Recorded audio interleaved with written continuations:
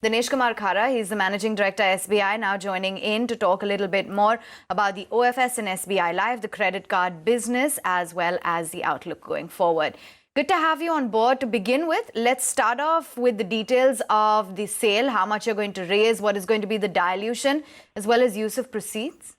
We have proposed a dilution of 3.5% of our stake in the SBI Life, with an option of oversubscription of 1% via this offer for sale to achieve the minimum public shareholding. That is the reason why we are offloading this stake.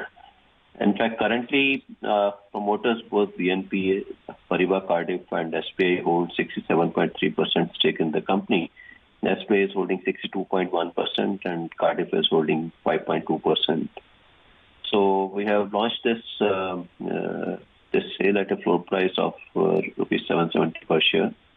And post-sale, our stake in the company will be 57.6%. And of course, the sale of share to occur today and tomorrow. And so that's how it is. Minimum shareholding you need to maintain by the end of this financial year? Not by end of this financial year. We have got time till end of September or early 1st October 2020. Okay, so can I say that this is the only tranche which SBI would be selling in order to meet the shareholding norms, and then next? We will have some more also. Which we will do it over a period of time. Okay, are you satisfied with the current price? Because these are not very good market conditions for you to go ahead with the transaction. No, I do agree, but I think I have generally seen that insurance sector is a contrarian bet. So that is what I have generally observed. So I think when people are moving out from other financial sector entities, banks and other entities, banks and NBFCs, etc., so they are looking into the financial sector, particularly life insurance, is a better bet in such kind of scenarios. And so that is the kind of a scenario which we have observed. I want to get this one wrong, Mr. Khara, just for the benefit of our viewers. What you are saying is that, look, you are going ahead with this transaction not because you need capital, because these are listing requirements, because some of your counterparts and some of your peers are selling stake because, you know, they need capital. This is not a capital need-based transaction.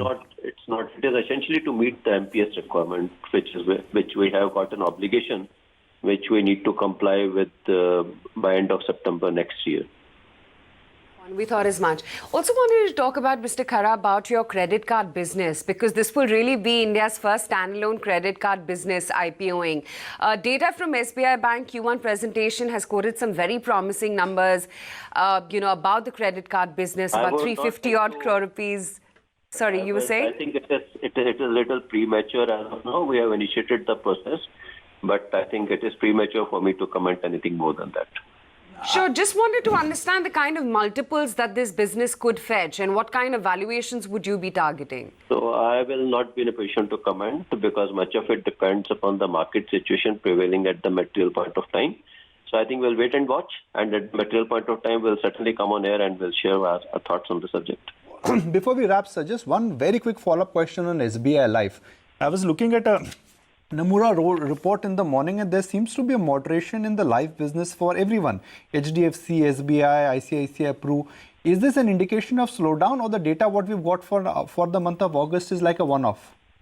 I think August data I would not be commenting, but yes, of course, for the month of June, the data which we have seen very promising results, and apart from that, our company is doing well in terms of reducing its operating costs, etc. So I think, and also we have built up a focus on the protection business, which is actually quite profit-making. So from that point of view, I would say that on the fundamentals, the company is doing very well. So I don't perceive much of a challenge. But when it comes to the penetration of life insurance, there is a whole lot of scope which is available. So I think they have got the benefit of the distribution reach of State Bank of India as well. So I think the company is very well poised going forward, and I would not really comment upon what the Nomura has stated in terms of slowing down of the sector. Right, and we have seen that you've cut rates again recently. A whole host of banks as well seem to be reducing their rates. So it seems that transmission is picking up speed. Do you think that the rate cuts are generating a higher volume of business for the bank? Do you see that the overall rate transmission will be smoother?